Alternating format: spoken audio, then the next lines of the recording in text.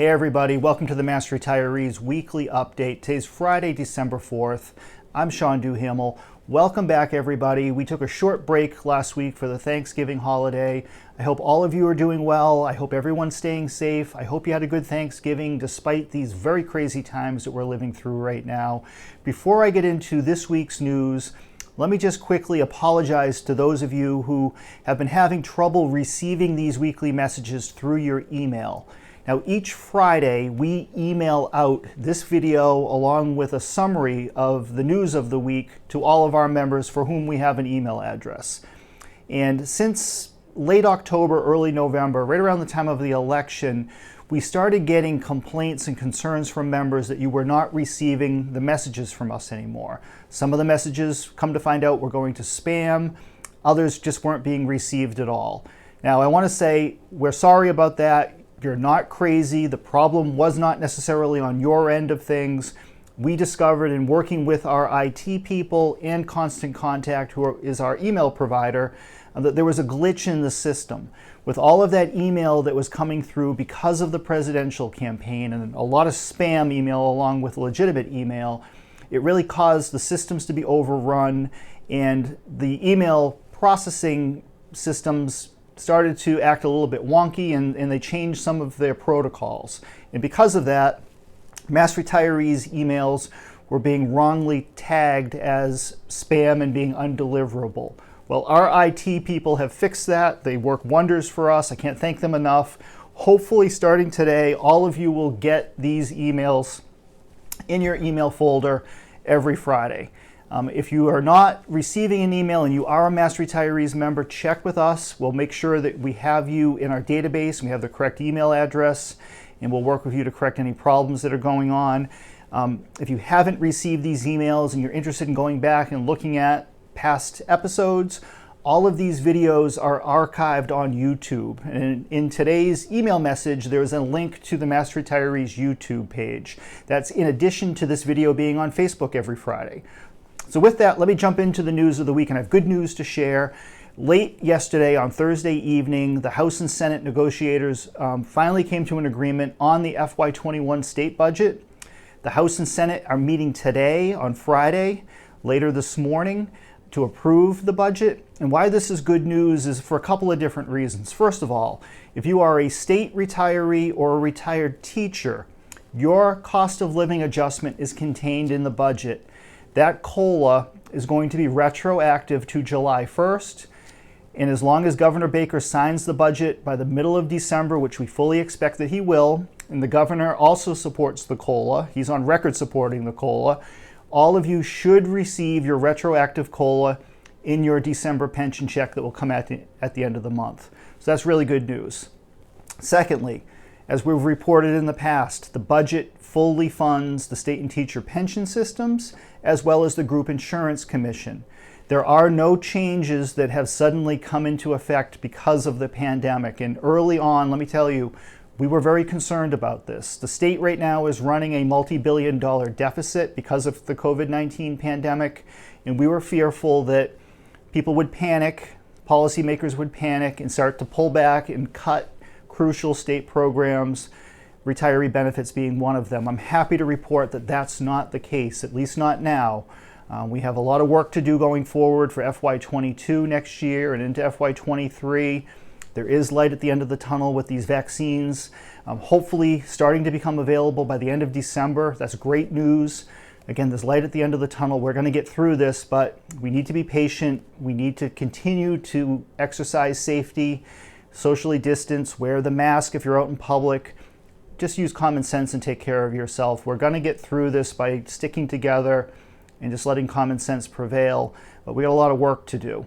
Now, the final piece that's in the budget that, again, we have been reporting on this is an extension of what's known as the retiree work waiver. Public retirees are allowed to return to public service here in Massachusetts, but under normal conditions, you are limited or restricted in how many hours you can work in a year and how much money you can make in a calendar year. Now, those two restrictions have been lifted because of the pandemic, and we know of hundreds of our members who have returned to public service here in Massachusetts and are performing essential services. So whether it's public safety personnel, police officers, firefighters, people working for the state in the unemployment office, processing all those claims that are coming in and helping people to get by during this very difficult time for many individuals. I want to again thank all of our members for pitching in and helping out, and because of that, we were able to work with the legislature and Governor Baker to waive those restrictions. Well, that waiver expires at the end of this year.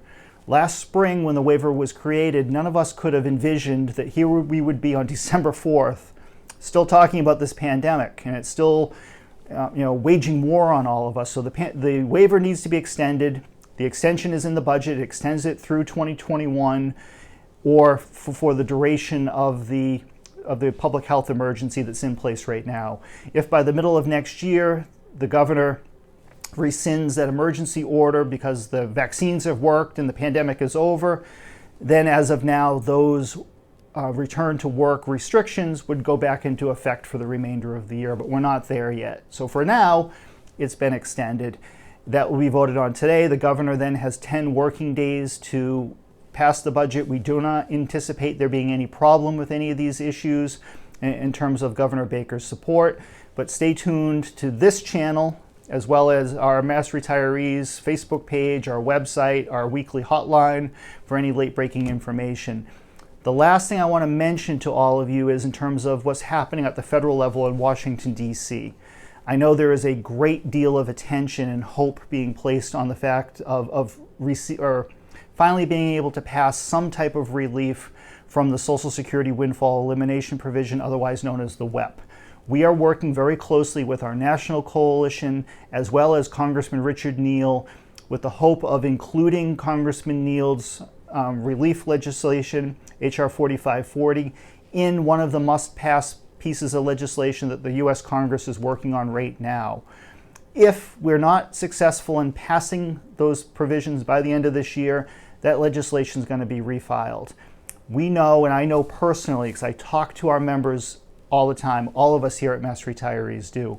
Our coalition partners around the country are talking to their members.